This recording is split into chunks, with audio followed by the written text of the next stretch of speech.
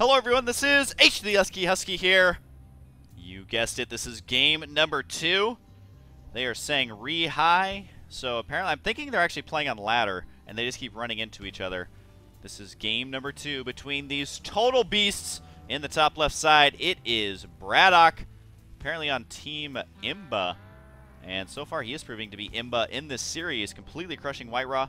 WhiteRa did get some really good storms, but I don't know, the macro of BratOK was very strong from the beginning. Like I was saying, his build is so good in the long game, but WhiteRa needed to find a chance to punish the early weakness of that build, wasn't able to do it, and in the top right side, it is WhiteRa, the man from Ukraine, making a living playing games, which that is pretty awesome if you ask me. Anyone who can say, I make a living playing games, you should definitely get their signature, because that is no small feat whatsoever. Apparently not a small feat is beating BratOK. Even with the early tech out of WhiteRa, he was just so far behind in the upgrades, as BratOK, again, did take a pretty big risk going for that, but it ended up really paying off for him, and is going to be feeling pretty awesome after that victory. Now, the map is going to be Shakuris Plateau, which is a very interesting map for this matchup. I don't really know the statistics on it, whether it favors Terran or Protoss. I do know that there is a lot of drop potential for both races, and mass drops is something that's kind of become essential for Terran. It's just something that you absolutely have to do, especially if it goes into the late game. You can't just really...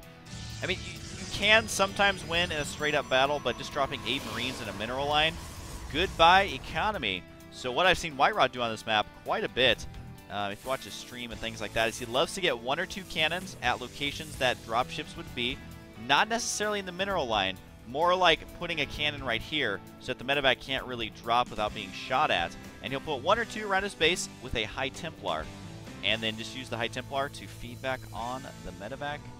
It is pretty awesome to watch. It does take a lot of micro, and then also you have to know when the main battle is coming, in that you need those High Templar with your main army if possible, just because so many Psystorms can just crush that army. But I'm getting all giddy here. I can't wait to see exactly what's going to happen here. We do see a potential expo out of WhiteRa.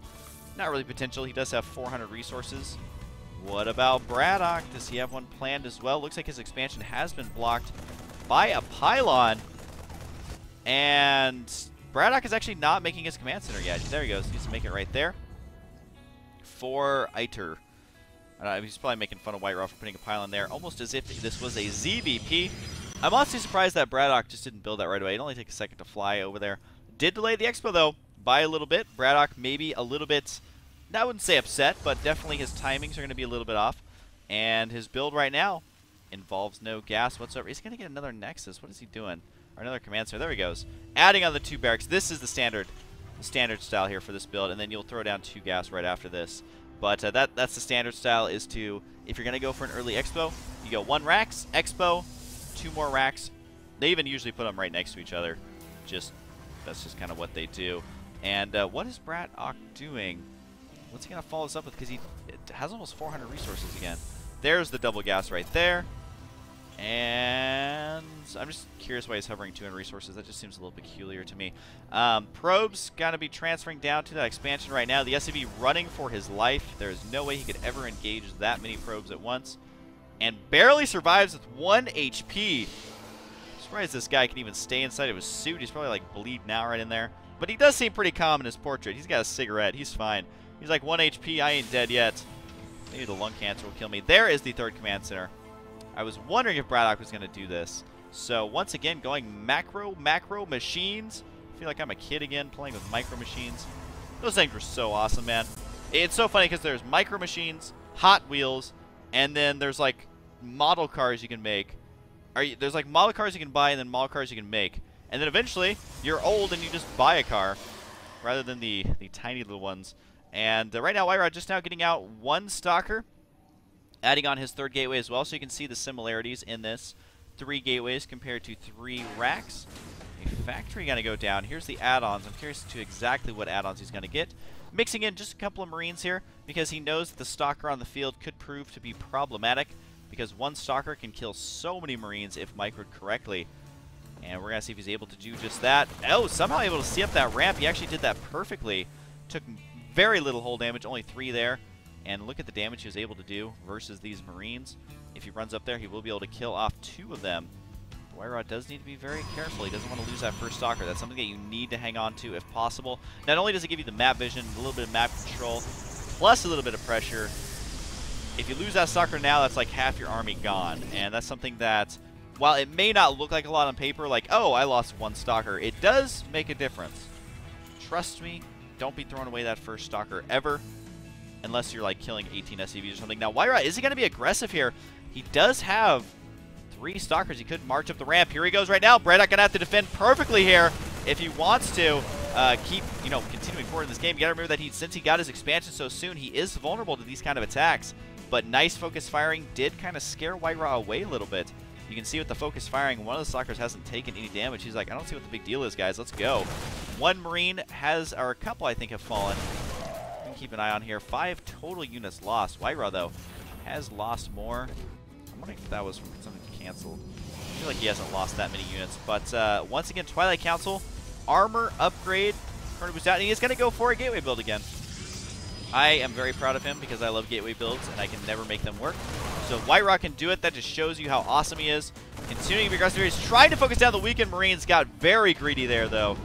And all of a sudden, BratOK's not going to be feeling so bad because he just killed a Stalker at the cost of Marines. What is this pylon doing down here?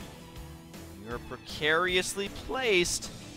This is something I would highly recommend to Protoss players to do, is putting them in the corners, like even putting a pylon right here. So you're getting attacked, right? So you're natural. Boom, you're getting attacked. There's so many Marines. So much stuff going on. You're warping units down here. You can either force field the ramp easily, charge lots, Stalkers, whatever. And it's very effective. Highly recommend putting pylons all around the map like that. Just make sure you don't go too crazy where you're like just wasting money on pylons and not really thinking about why you're putting them where you are.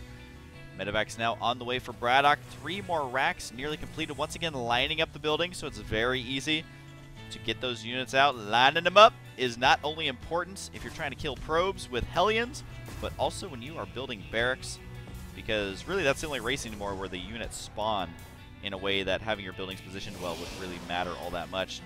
Templar Archives. WhiteRa really going for a similar build to what we saw in the last game. And, he is doing it. This cannon right here in the mineral line. Such classic WhiteRa on this map. Not that a cannon in the mineral line is that, uncharacteristic for any player. But it is nice to have that. BratOK finally lifting off his command center and flying it down to that 3rd base. He is equal in the amount of workers he has, though. 55 to... Oh, wait, there's a drop going on. I was noticing this number is getting awfully low. Does look like the drop has successfully prevented mining inside the main base. I don't know what these queues are doing, but apparently this medevac told to follow these Stalkers. Now, WhiteRa needs to make sure to get some units. Able to kill off a couple of things down here, though.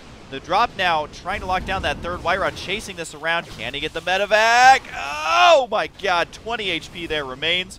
That is 1 feedback away from dying. And we do see the multitasking of WhiteRa now splitting up his forces. BratOK trying to do the same thing. There is a tickle cannon on the low ground. I think that these medevacs are just playing with fate. Need to be very careful here for BratOK. Needs to micro this perfectly, especially against these charge lots, which do have the +1 armor. What are the upgrades like for BratOK? Only 1 attack here, so not as many upgrades as we saw out of him in the last game. Instead, relying on getting out units much more quickly. 121 supply for BratOK, 116 for WhiteRa, so fairly even for both players. Army supply, once again, virtually identical. There's no huge disparity between either of these players, but that does mean that WhiteRa needs to get out more workers ASAP. And we do see another battle commencing over here. Did force a stem, or at least BratOK decided to use one. Is he going to drop inside the main base? Needs to be careful. If there's a High Templar to be found, this medevac will go down. This is a huge drop. The multitasking of BratOK right now is phenomenal, not only dropping the main base, but also this 3rd base as well. The cannon going to be buying just a second or 2 of time. Is this drop getting cleaned up? Still a couple units there under the medevac. And we do see, though, a pylon complete. I thought this was a warp prism. I was getting built up for that, but just a pylon.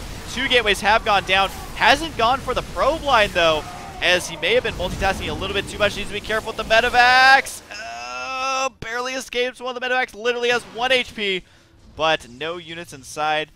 The probe right now getting in on the attacking action, evidently. And did BratOK really come out ahead there? Unit Floss Tab says yes, but wasn't able to do tons of economic damage. If there's anyone who can come back, it is WhiteRa. He does have 2 armor upgrades, so he has an upgrade advantage, and he himself is locking down the Expo. Could go for the refinery if he wants, or just force both of these bases to have to lift off here.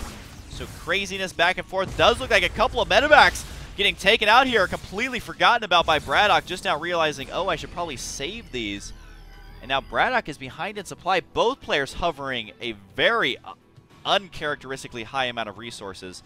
This is something that they are going to have to remedy ASAP, and you can see it simply because he's not producing out of all these buildings, instead trying to run around to deal with these drops.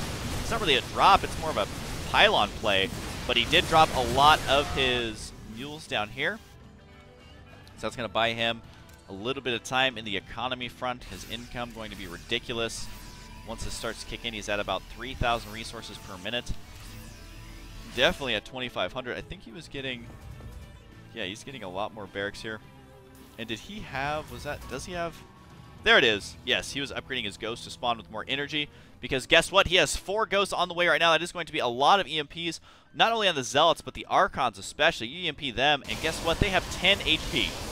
You could sneeze on that, as Zergling could almost 1v1 an Archon at that point. And the warp gates, adding them more and more. I love his building placement here. Not only does it make it difficult to unpower them, but it just kind of keeps everything nice and close. Apparently making 3 cannons right here, which if BratOK stimps, he could take these out, and he will. 150 minerals, 150 minerals, 100, he got 113 back for that one, but I mean, already doing 300 minerals worth of damage is pretty darn good.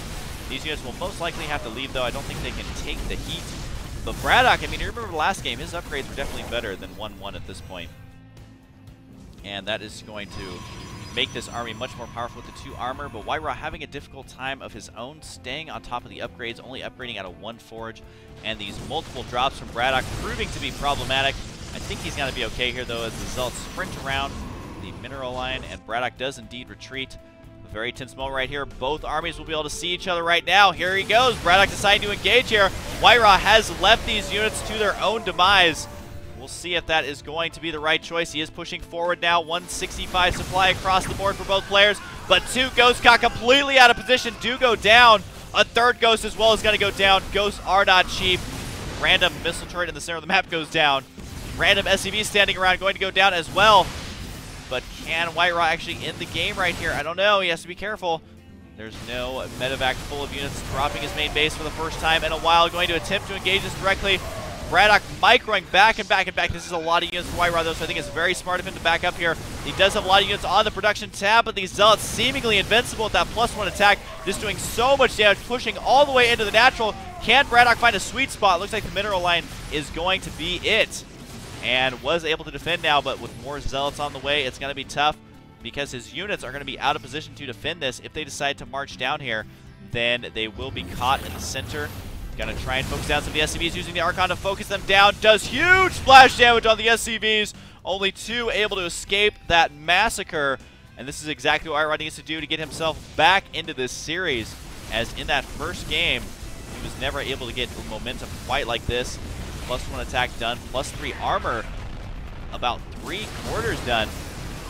And the Archons do get some good hits in. Both EMPs, they could get focused down.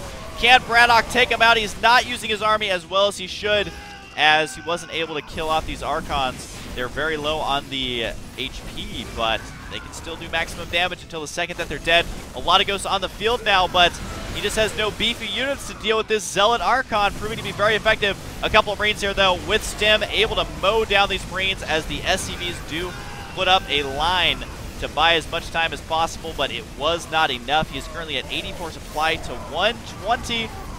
So it does look like WhiteRa gonna get his ladder points back if this is indeed on ladder. And I just don't know if BratOK can do anything here. He's gonna have to have some really good drop play, kill off all these workers, although there's so many that WhiteRa has, they're just idle sitting around. Wouldn't be surprised to see WhiteRa actually expand towards the center of the map, be it here, maybe right there, just to make sure he wins this game. Colossus Tech is going to be on the way, does force the lift off once again. Lots of mules, never stood a chance right when these mules, they were about half of their life, so they were able to get some mining in. But with Archon focusing down the Marines, Archon's pretty good. The Archon's not eating enough EMPs to make them completely worthless at this point. He is sniping the Zealots, that's really all he can do at this point. trying to get that free damage off, but unfortunately it's not free when they're in your face slicing you in half, which is no fun way to die. Trust me, it does look like WhiteRa has now pushed inside the main. He's only got a couple units here, though. Hasn't enforced this at all. There is going to be a drop. Bottom right side. Probe's very vulnerable here to these Marines as they have transferred away now. WhiteRa should be able to hold this off. He may eventually lose these units up here, but God, these Zealots are proving to be so good with that 3 armor, 1 attack. Going up against the 2-2 of BratOK. Last game he had that 3-3. Is going to go ahead and clean this up. This medevac is still up here, just kind of hanging out, seeing what's going on. Can't really do a lot. I bet she wishes she was a Banshee. Doubles the supply now for WhiteRa over his opponent. So you can see that BratOK can't even really afford to produce off of these barracks. He's been trying to, but this is really all he's going to have left is a couple of units. This is about 10 Marines. A little bit more, I guess. He is up to 20 now with the reinforcing ones right here. And I think he's just going to muster up as much as he can off of this last wave and then just attack. I can't imagine anything else working out for him because he's only mining off of the 1 base. Another expansion does go down. Command center getting destroyed. We don't see any drop play going on. WhiteRa just has cannons everywhere, so he can't even do cost-effective drops unless he drops this 3rd. But that positioning going to be tough. WhiteRa's army is split up here to try and get a surround, I think, on this army. No, he decides to retreat here. +3 attack just now beginning for BratOK, but at this point, I mean, we're 23 minutes into the game, and he has no army. And his economy is in shambles, trying to mine outside of this base right here. After losing that command center, he hasn't been able to get his economy back on track. With all those mules, though, he is going to be ahead in the income. And this expansion's starting to pay for itself, really. It's kind of keeping BratOK stabilized here, but I just don't know if he's going to be that stable when he goes into this upcoming battle. All he's got is Marines, which can be cost-effective, but this late in the game, it's going to be tough, especially the splash damage of the Archons. Only +1 attack, though. +2 is going to be on the way. Where is it? Right here. +2 is indeed on the way. Yeah, he's not really chrono boosting that out, though. He needs to work on it. But I just think that he's going to be okay here. Even getting out the 24-minute Colossus, he is ready to go. He's actually going to be ridiculously effective here. This is a very good read. Because, I mean, this is the only thing that BratOK's going to have. He won't be able to afford to make the Vikings. This is going to be the last battle. WhiteRa gets a huge surround. Oh my god, absolutely disgusting. As if they are Zerglings. The Zealots charge in. There's the smiley face and good game out of BratOK. That was beautiful. I just got to watch. I know he was way ahead and he was going to win anyways. But why not go out in style like WhiteRa does? Here he goes. Speed it up, and we're going to watch that in slow motion. Splits up his army. One goes north, one goes south. Then he engages at the perfect angle. Doesn't engage right away with these. There's the charge, and goodbye, army. The Zealots acting as force fields. The Colossus cleaning up the rest. How many kills did that Colossus get? Those were some awesome shots. 9 kills, I believe, in just that battle alone. So now we are all tied up between these two players. Can WhiteRa make it a series for him, or is BratOK going to play a little bit better? His build was more standard, but I feel like the build he went in the last game suits his style much more. Getting those massive upgrades a lot sooner is what won him that last game. And WhiteRa sticking to gateway units, I really like it. Showing us how it's done. Only getting out 1 forge. A lot of times you will see double forge play, but he has made it work for himself. How many of these gateways does he have? Not as many as you might think. That's why he's hovering at 1,500 resources. Also being maxed out kind of makes you have that problem as well. But regardless, we are going to go on to game number 3. Is Pylo going to be avenged, or is his death going to go unchecked? We will find out in the next game. Hope you guys enjoyed, and I'll see you guys next time.